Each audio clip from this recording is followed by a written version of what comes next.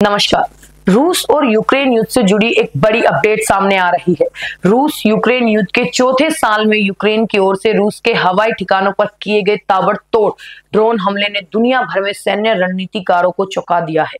इन हमलों में रूस के कम से कम 41 बम वर्षक विमानों को जमीन पर तबाह करने और TU-95, TU-22 और A-50 हवाई रडार जैसे महत्वपूर्ण सैन्य संपत्तियों को भारी नुकसान पहुंचाने का दावा किया गया। रूसी मीडिया ने इन हमलों को 1941 के पर्ल हार्बर हमले के समान बताया है, जिसने अमेरिका को द्वितीय विश्व युद्ध में धकेल दिया था। जी हाँ, ये हमले 2 जून को इस्तांबुल में रूस और यूक्रेन के बीच शांति वार्ता के दूसरे दौर से ठीक पहले किए गए, जिससे भू राजनीतिक तनाव और बढ़ गया। यूक्रेन ने जिस पैमाने, जटिलता और योजनाबद्ध तरीके से इन हमलों को अंजाम दिया, वो अब तक के सबसे बड़े ड्रोन ऑपरेशनों में से एक माना जा रहा है। ओलेन्या, मरमंस्क और इरकुत्स्क के साथ साथ साइबेरिया में 2 हवाई ठिकानों को निशाना बनाया गया।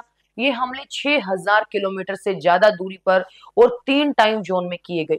सैन्य विशेषज्ञों का मानना है कि ये हमले एडमिरल विलियम मैक्रेवन ने स्पेशल ऑपरेशन के सिद्धांतों पर खरे उतरते हैं। एक आसान प्लानिंग, जिसे सावधानी से छिपाया गया, बार बार प्रैक्टिस की गई और जिसे स्पीड के साथ खास मकसद के लिए अंजाम दिया गया।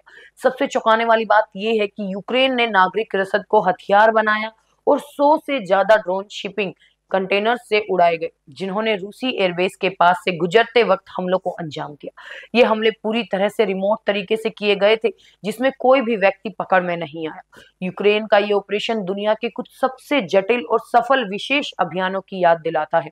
बता दें कि इजराइल ने एंटेबे ऑपरेशन के तहत जुलाई 1976 में इजराइल सैनिकों ने युगांडा के एंटेबे एयरपोर्ट पर 100 से ज्यादा बंधकों को बचाने के लिए दुश्मन के इलाके में 3000 किलोमीटर से ज्यादा की उड़ान भरी।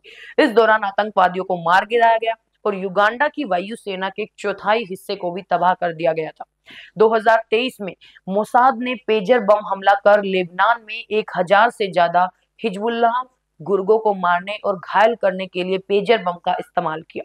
अगस्त 1971 के भारत के ऑपरेशन जैकपॉट को भारतीय नौसेना द्वारा प्लान किया गया और मुक्ति वाहिनी के नौसेना कमांडोज द्वारा 15 अगस्त 1971 की रात को अंजाम दिया गया।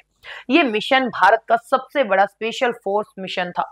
इसमें तत्कालीन पूर्वी पाकिस्तान में 4 पाकिस्तानी बंदरगाहों पर एक साथ हमला किया गया था, जिसमें 22 व्यापारी जहाज डूब गए थे और तबाह हो गए थे।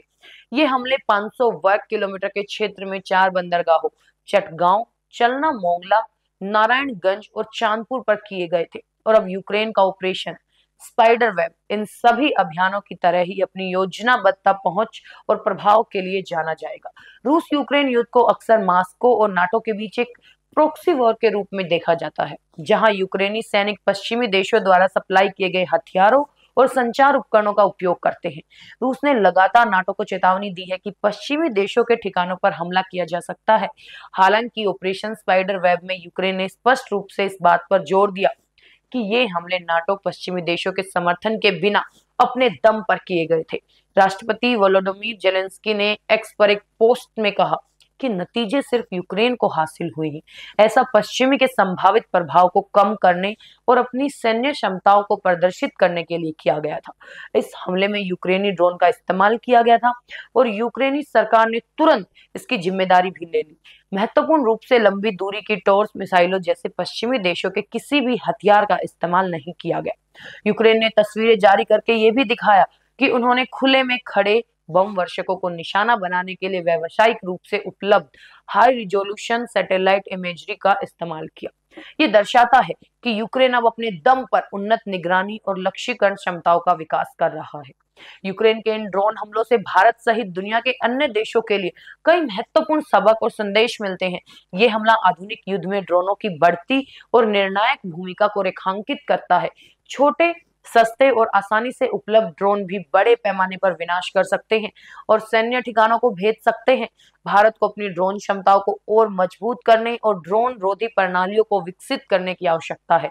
वही शिपिंग कंटेनरों से ड्रोन लॉन्च करने और 6000 किलोमीटर से अधिक दूरी पर हमला करने की क्षमता ये बताती है कि दुश्मन अब अप्रत्याशित स्थानों से हमला कर सकते हैं। ये पारंपरिक सैन्य ठिकानों की भेदता को बढ़ाता है और दूरस्थ संचालन क्षमताओं के महत्व को दर्शाता है। रूस के हवाई ठिकानों पर इतने बड़े पैमाने पर हमला होना दर्शाता है कि उनकी हवाई रक्षा और सुरक्षा प्रोटोकॉल में गंभीर खामियां हैं। खुले में खड़े विमानों को निशाना बनाना एक बड़ी सुरक्षा चूक है। भारत को अपने महत्वपूर्ण सैन्य प्रतिष्ठानों की सुरक्षा प्रणालियों का नियमित रूप से पुनर्मूल्यांकन करना चाहिए। हमले में व्यावसायिक सैटेलाइट इमेजरी का उपयोग ये दर्शाता है कि अब सैन्य खुफिया जानकारी केवल पारंपरिक स्रोतों तक ही सीमित नहीं है। साइबर युद्ध और खुले स्रोत की खुफिया जानकारी का महत्व तेजी से बढ़ रहा है। भारत को इन क्षेत्रों में अपनी क्षमताओं को बढ़ाना होगा। यूक्रेन ने एक बड़ी सैन्य शक्ति रूस के खिलाफ असममित युद्ध की रणनीति का सफलतापूर्वक प्रदर्शन किया। छोटे देश भी अब तकनीकी नवाचार और अप्रत्याशित रणनीति का उपयोग करके बड़े दुश्मनों को गंभीर नुकसान पहुंचा सकते हैं। भारत को संभावित असममित खतरों के लिए अपनी तैयारी को मजबूत करना चाहिए। ये ड्रोन हमले सिर्फ एक सैन्य घटना नहीं, बल्कि ये भविष्य के युद्धों की एक झलक प्रस्तुत करते हैं, जहां प्रौद्योगिकी और नवाचार निर्णायक भूमिका निभाएंगे। भारत को इन बदलावों से सबक लेकर अपनी रक्षा रणनीतियों और क्षमताओं को लगातार अद्यतन करते रहना होगा।